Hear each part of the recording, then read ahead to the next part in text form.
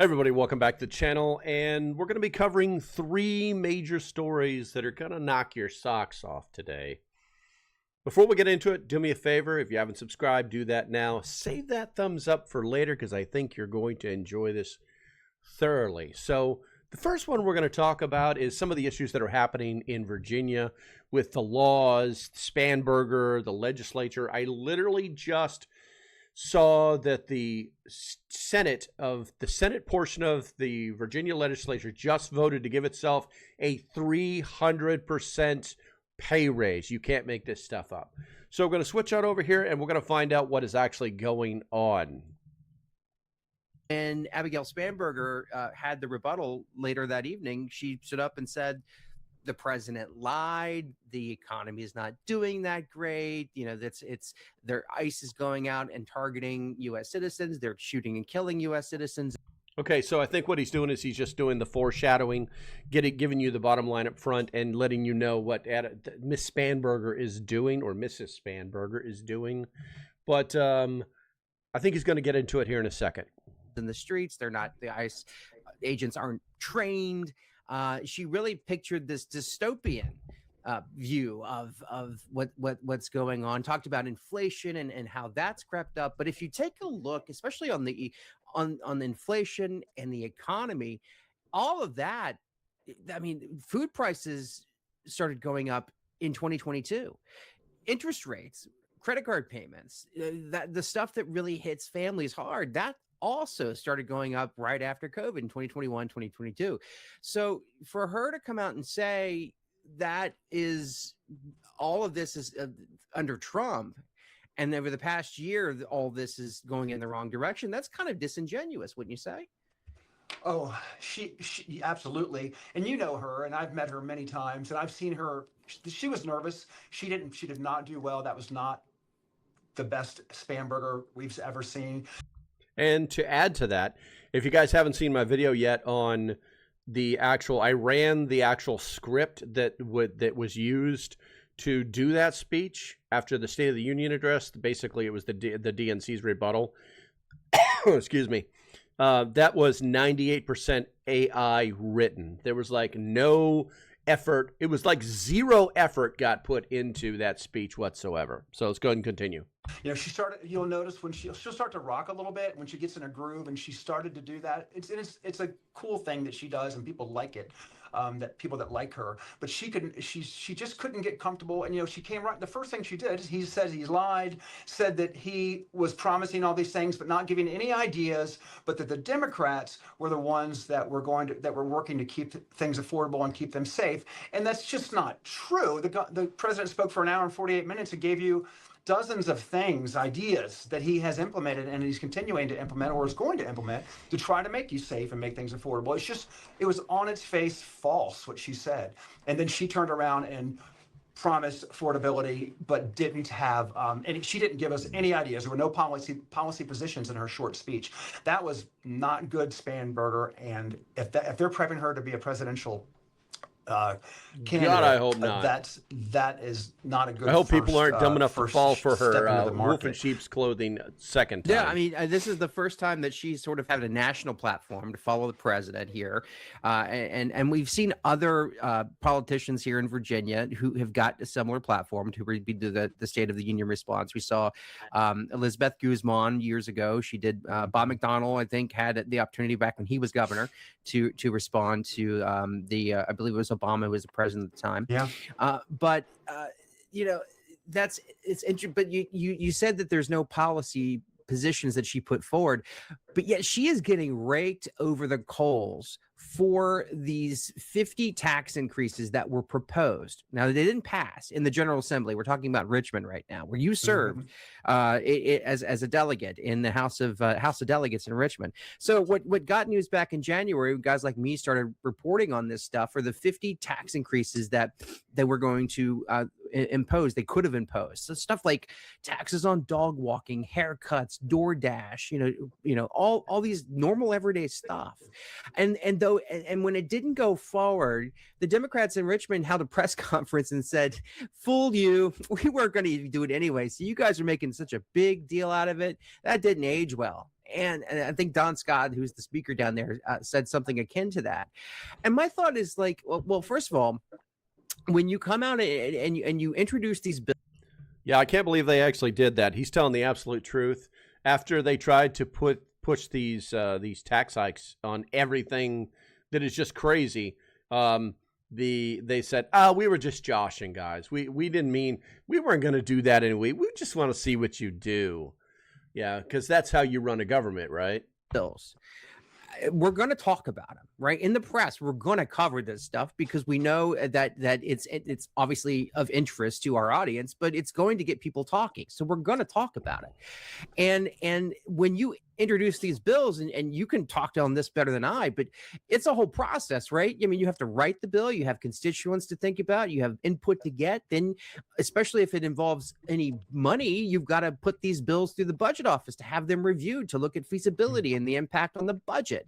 Yeah, how much money was wasted playing this stupid game? About how much something would cost or how much something could bring in to the state's coffers. And so the fact remains is like, well, okay, fine. You didn't put these taxes in place, but you talked about it and you wrote a bill and you submitted it for review, or paid government workers reviewed it. And then to turn around and say, fooled you, we were going to do it anyway, so why are you talking about it? That's kind of disingenuous. Oh, well, it's not disingenuous. It's to me, being a liar. A smoke and mirrors thing is happening right now. We are talking about the things that didn't pass, but what we should be talking about are the things that are going to pass, that she promised she would support and that are moving their way through. So backing up a little bit, they presented her years ago before she when she ran for Congress as a moderate, and then when she got there, they always wanted her to show her to be a moderate. She's not. That is not her voting record. Her voting record is not a moderate voting record. That's just not true. And so the media carries that line, and that helps her get elected. That gets a lot of those swing voters, and they believe she's moderate. I hear it all the time when it comes up in conversation with constituents and former constituents. So our expectations were wrong because we were told she was moderate. So she's doing what a Democrat would do. But the big stuff, this paid family medical leave, and they increase the minimum wage to $15. I mean, around here, Northern Virginia, no one's making $15. You can't pick a guy up if you were still trying to in front of 7-Eleven or Home Depot for less than $21 an hour. These are people who are illegal that will not work for less than $21 an hour. So what you're doing is you're hurting the people out in the Midwest, where $15 is actually, you can live on that. Or farm work, people that are running farms, people that are not getting rich, they're running farms. How many rich small farmers do you know? Or this paid medical leave. I run a business with 12 employees and about 20 contractors, and this is that, and I don't know if they're going to combine the paid sick leave with the family leave, but we're looking at about a 22% increase in the cost of labor. And I mean, we've been struggling. We've been having our pay scale has gone up from the low, for entry and low 20s up to starting around 24, 25 in just a few years. And that's happening everywhere in the Northern Virginia markets and probably other places too. So the idea that she ran on affordability and she is getting ready to sign into law these things that are going to that there not a lot of states are doing, that are super expensive, and they're not going to make things more affordable. It actually makes them more expensive. And another one that I have to mention is she's going to allow government workers to collectively bargain, and otherwise unionize such a Prince William mistake. County and Stafford County It's employees. such a mistake. And Stafford County is facing massive increases in taxes, 38%, 39% in 4 years, proposed 6% more, plus a B-poll tax on the gross receipts of businesses. And now you're going to let them unionize? We already know every time, without exception, I mean every time, that means the cost of doing business for the government goes up even more. These Right. are Absolutely right. ideas that 100%. will put us in the same league as Oregon and California, and I just can't believe that's what's getting ready to happen in Virginia. And she's already promised to sign those bills into law. They're just fine tuning them, and I think it's a disaster. One of the things that really took me by surprise was Robert Lateef. He is the chair of the Prince William County School Board, and he criticized this whole collective. Okay, so we're going to go ahead and push off of that. And the reason we're going to do that is because Not everybody here is from Virginia, and you don't want to hear about all this deep, deep stuff, but this is exactly the socialist agenda. These are the wolf in sheep's clothing that say that they're moderates, and then when they get into office, they start to do everything that a socialist does. They're not moderates. They're far left-wing activists. They are liberals. There is no more Democrat Party left, guys. There's no more Democrat Party left. There's nobody in the middle anymore. The Overton window doesn't exist anymore because the curve doesn't go like this anymore. It goes like this. We're so far separated. Sorry we had to break in on the video, but we've got to pay some bills, so watch carefully. You might just learn something. Shears.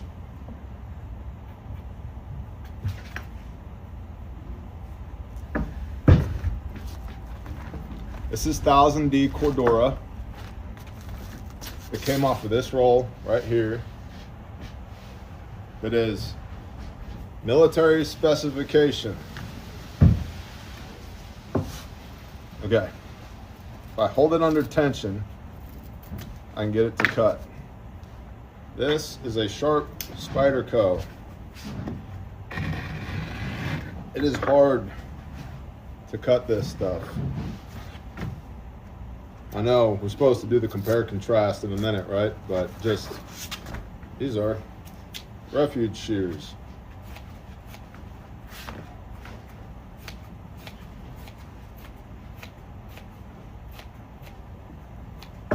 Real.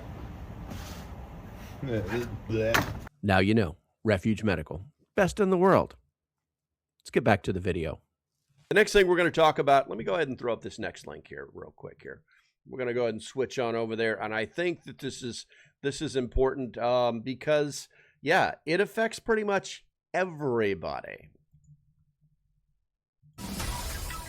All right, the threat and the possibility of a strike in Iran, bad inflation numbers, this and ain't more it. trouble for Nvidia. This is just the Combine front. all of that, you've got Watch a this. 650-point drop for the Dow and a 173-point drop for the Nasdaq. Here we go, another win for President Trump. A federal judge will allow construction to move forward on his $400 million ballroom.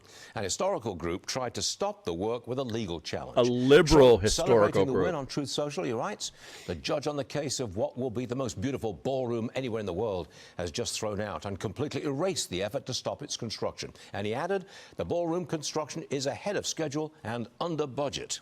And now this, a bipartisan bill looks to make good on Trump's promise to make home ownership more affordable. This is what Connor this is Hansen about. of Capitol Hill. Connor, tell us about this, the 21st Century Housing Act. Hi, Stuart. Senate Majority Leader John Thune says a vote on this bill could come as early as next week as lawmakers work to add in President Trump's mandate to ban institutional investors from buying up single-family homes. The premise is very simple. We want to make certain that single-family homes are available to American citizens to be able to build their version of the American dream and not have single-family homes be sucked up by Wall Street firms that jack up prices and keep people as perpetual renters. Ohio Senator Bernie Moreno says he's been working with the White House on the language and that it could be ready in the next day or so. That could be added to an existing bipartisan housing bill. That's the Housing for the 21st Century Act. It passed the Senate Banking Committee unanimously last year and cleared the House this month with overwhelming support. It aims to ease regulations, expand financing options, and boost supply.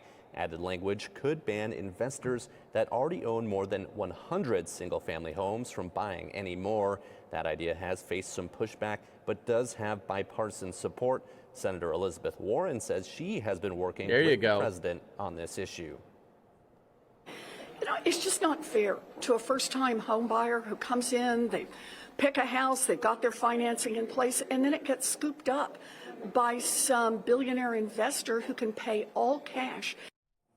And yesterday, despite their many policy disagreements, President Trump and socialist New York City Mayor jumped right off of that. They just jumped right off of that. Let's finish it. Let's let them finish more it. Housing, and all this, of course, comes as the average 30-year mortgage rates go below 6% for the first time in years. Stuart. Gee, I wonder who did that. So now this, I wonder who did that in Washington State. That's crazy. Could block people from selling their home without first asking the government for approval. Oh, Jason Rand's joining us now. I can't believe that's legal. These liberal states are out of we'll find control, if it's man. legal. I mean, the problem is we always get these crazy policies. They end up going through the court system, and as you know, they can take years. And in all of that, of course, you're now inspiring other city governments and county governments, or even, God forbid, in this case, the state, to do the exact same thing. Why do they want you to ask permission from the government to sell your house? Well, it's not quite asking permission. It's actually, I would say, a little bit worse than that. You have to go through a system to get an energy rating on your home. And they're forcing this. You have to pay for it. It could cost up to $300, and they're looking at HVAC systems, insulation, your windows, your energy bills, and another you get rated ridiculous on a scale of 1 to 100. piece of red tape. And then before you go for sale, you have to disclose this to potential buyers. And the whole thinking is, well, if you have a low grade, you're going to then put more money into different technologies to bring your score up, which is better for the environment, they argue. But of course, or it'll just lower the price of the house. This is stupid, ridiculous, and they're just trying to find a way to get more money out of you. Of course, this is going to have an impact on the actual market, where you're already struggling right now with housing affordability. Now you're putting additional costs on the sales of these homes. That doesn't seem very wise. You've got to go through the bureaucracy. Yeah. Of an HVAC rating. Which likely will change on a dime. Absolutely it will. And you're dealing with government bureaucrats who are going to take their sweet time. Exactly. And the market will leave you behind. Anyway, I'm getting carried away. One more for you, Jason. We've got a new report, and it shows Washington State ranked last in police officers per capita. Well, that sucks, but that's not what we're talking about today. So we're going to go ahead and stop that right there. We're going to switch back to the main. Guys, I have a video. By the time this video comes out, the other one should have dropped. The 3 major scams in America, and one of them is the housing industry. Hopefully you guys had a chance to watch that. Maybe I'll put a linky up here someplace, or I don't know. I ain't promising nothing, because making these videos is sometimes more tiresome than it's worth. But what we're going to do now is I'm going to go ahead and switch off to the next one. It's kind of a positive one. I wanted you guys to hear about this. I wanted you to see it, and I think it's important. So yeah, I like to end things positively. So let's go ahead and watch this. Watch what's about to happen. For more than a century, Boy Scouts of America prepared over 130 million American boys to make moral and ethical choices, not just during their formative years, but for a lifetime as they grew into men. The first few words of the Scout Oath exemplify this. Quote, "On my honor, I will do my best to do my duty to God and my country." The Boy Scouts are embedded in our communities. They're sponsored by community organizations, service clubs, and churches. Many Boy Scouts have gone on to senior leadership positions in their communities, in business, in our nation's military, and as elected representatives in local, state, and national office. And to caveat on this, why is Pete Hegseth talking about this? Because the people that actually go into the Boy Scouts, and stick with it for a year or two or even more, have a tendency to become outstanding citizens. In fact, to the point that I'm not sure about the other services, but in the Marines, when I was a Marine recruiter, if we had a young man who actually became an Eagle Scout and could show me the paperwork, because it's real, it's a real thing, they were actually guaranteed a promotion to private first class, to E2, upon graduation from recruit training. That's how important these skills are that the Boy Scouts of America at the time were the people that they were kicking out who met these standards. So listen to this.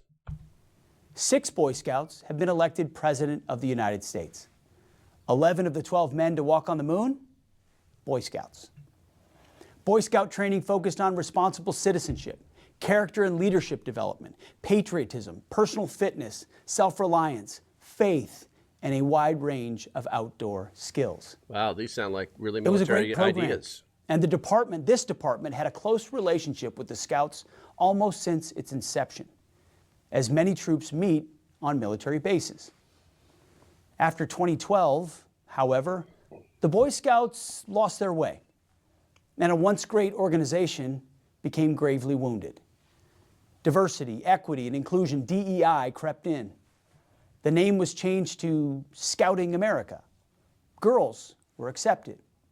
The focus on God as the ruler of the universe was watered down to include openness to humanism and earth-centered pagan religions.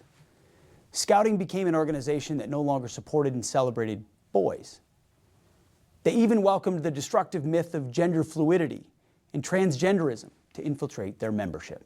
Along the way, standards were lowered and merit destroyed in favor of an insidious, radical, woke ideology that is anti-America and anti-American. The result, membership cratered. Americans didn't want this. In 1970, 10 million boys participated in Boy Scouts. Currently, less than 1 million boys and girls participate. Wow. Too many Further, cell phones. many of these community organizations that once supported Scout troops, they withdrew their support. And Scouting America, the parent organization, filed for bankruptcy protection. Yeah.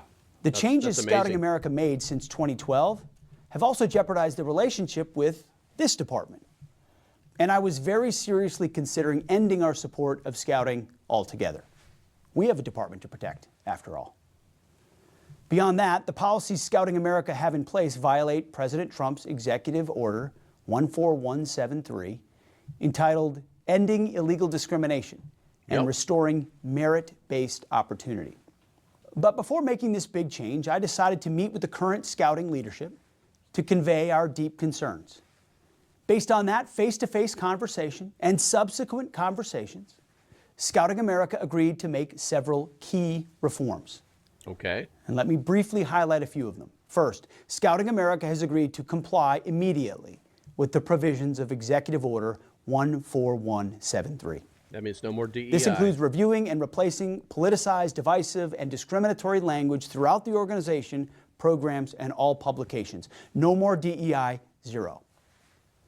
Second, the, quote, Citizen in Society Merit Badge that encouraged Scouts to explore diversity, equity, inclusion, and identity. They always mask it under a name that sounds great, but it's doing something else. Bye-bye, stupid badge. And then asks those Scouts to engage in activism on those topics.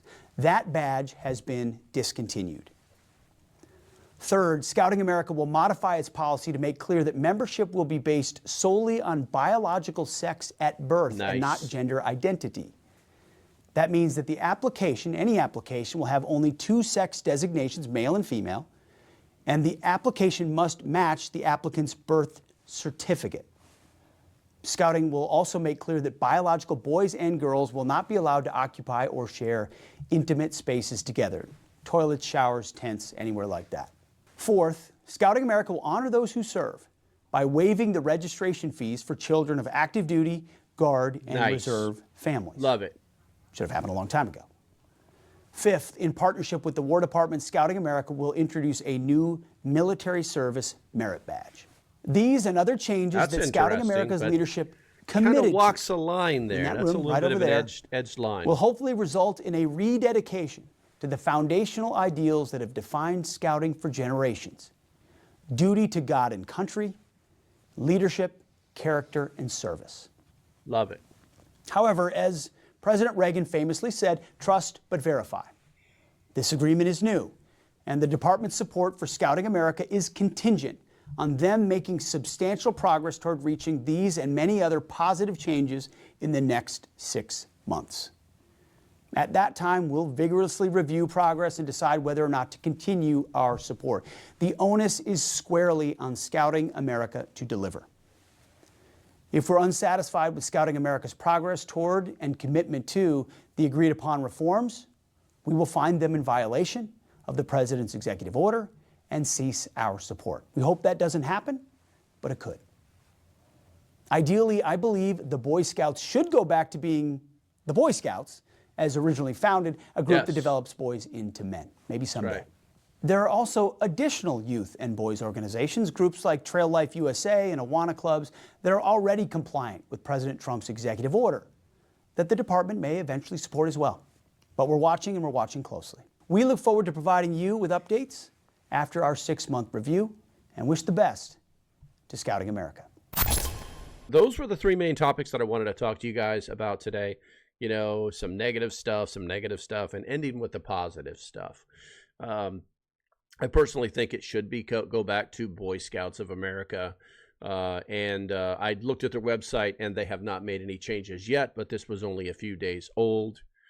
What's going to happen in Virginia? Not exactly sure. Just know that I'm leaving as rapidly as I physically can. And what was the other thing? I'm trying to... Oh, yeah, the housing thing. Yeah. Guys, once again, there should have been another video. Go back in my videos. It's the video before this one. And you know what? Maybe I'll put it at the end screen so you can, like, just grab it. It's such a scam. It's such a total scam what's happening with our housing industry. So, all right, guys, this video should drop on Saturday, sometime on Saturday. As usual, stay safe, have a great day, and I shall see you when I see you. Bye-bye.